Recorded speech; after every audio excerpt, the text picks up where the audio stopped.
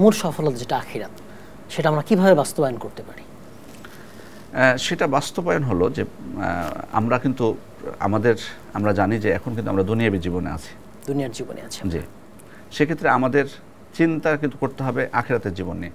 কারণ আমি যে কথাগুলো বলছি অবশ্যই যে তরুণদের উদ্দেশ্যে বলছি বা যে যুবক ভাইদের উদ্দেশ্যে বলছি, তাদেরকে অবশ্যই মানে ইসলামের পথে কিন্তু আসতে হবে এবং এটা বিশ্বাস করতে হবে আল্লাহর প্রতি ঈমান, ফেরেশতাদের প্রতি ঈমান, কিতাবসমূহের প্রতি ঈমান, নবী রাসূলদের প্রতি ঈমান কিন্তু আমার মধ্যে থাকতে হবে।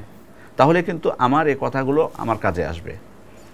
তো আমি যে কথা বলছিলাম যে আমরা জানি যে আমাদের জীবনের স্তরের মধ্যে এটা হচ্ছে দুনিয়াবী জীবন, এরপরে কিন্তু হচ্ছে দ্বিতীয় স্তর হচ্ছে কবরের জীবন, বারজাখের জীবন যেটা, জি, এরপরে হচ্ছে আখিরাতের জীবন। আখিরাতের জীবনের প্রতি পরিপূর্ণ বিশ্বাস, এবং এটা কিন্তু ঈমানের অন্যতম একটা রুকন। আর ঈমানু বিল ইয়াউমিল আখির, ঈমানের আখিরাতের প্রতি ঈমান ৬টার মধ্যে একটা, জি ৬টার মধ্যে একটা। এবং এই ঈমানের ব্যাপারে পবিত্র কোরআনে কিন্তু অনেক জায়গায় কিন্তু এসেছে। আপনি কিন্তু ঈমানের অন্যান্য রুকুনগুলো কিন্তু একসাথে কিন্তু দুই এক জায়গায় আছে, তাও পরিপূর্ণভাবে নেই, কিন্তু আল্লাহর প্রতি ঈমানের সাথে আখিরাতের প্রতি ঈমানটা মিলিয়ে পবিত্র কোরআনে অনেক জায়গায় আছে।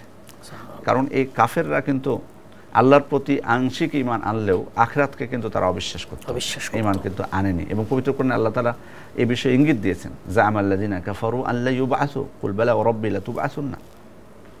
তারা ধারণা করে যে তাদের আর পুনরুত্থান হবে না, মানে এটাই দুনিয়ার জীবনের শেষ জীবন। কিন্তু আল্লাহ তাআলা স্পষ্টই বলে দিয়েছেন তাদেরকে যে অবশ্যই তোমরা পুনরুত্থিত হবেই।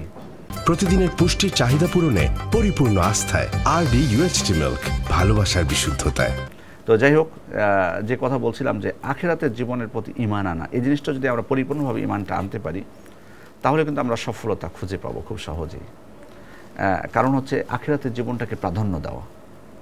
দুনিয়ার জীবনে আমার দুনিয়ার যেটা প্রাপ্য সেটা কিন্তু আমি গ্রহণ করব, সেটা গ্রহণ করতে কোনো বাধা নেই। মানে আল্লাহ তাআলা যে নিয়ামতগুলো আমাদেরকে দিয়েছেন সেগুলো কিন্তু ব্যবহার করতে কোনো অসুবিধা নেই, অপচয় ছাড়া কিন্তু আমরা ব্যবহার করতে পারবো। যতগুলো নিয়ামতে বর্তমানেও কিন্তু আমরা অনেক নিয়ামত দেখতে পাচ্ছি যেটা আমাদের পূর্ববর্তীরা পায়নি।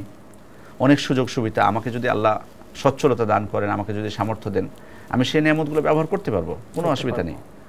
কিন্তু আমার প্রাধান্যটা দিতে হবে আখিরাতের জীবন। এই বিশ্বাসটা সবসময় যদি আমার মধ্যে থাকে, তাহলে কিন্তু আমি সফল হতে পারবো। এবং পৃথিবীতে যারা সফল হয়েছেন তারা কিন্তু বাস্তবেই আখিরাতের জীবনটাকে প্রাধান্য দিতে পেরেছেন বলেই কিন্তু তারা সফল হয়েছেন। এজন্য কিন্তু 1300-1400 বছর আগে তাদের নাম করে কিন্তু আমরা তাদের জন্য দোয়া করি, তাদের নাম নিয়ে তাদের জন্য দোয়া করি। সাহাবা ইকরামের কথা যদি বলি, তাদের নাম নিয়ে বলি যে রাদিয়াল্লাহু আনহু, আল্লাহ তাদের প্রতি সন্তুষ্ট হন। কোন ইমামদের নাম করলে বলি রাহিমাহুল্লাহ বা রাহমাতুল্লাহি আলাইহি, আল্লাহ তার উপর রহম করুন। এর থেকে বড় সফলতা কি হতে পারে?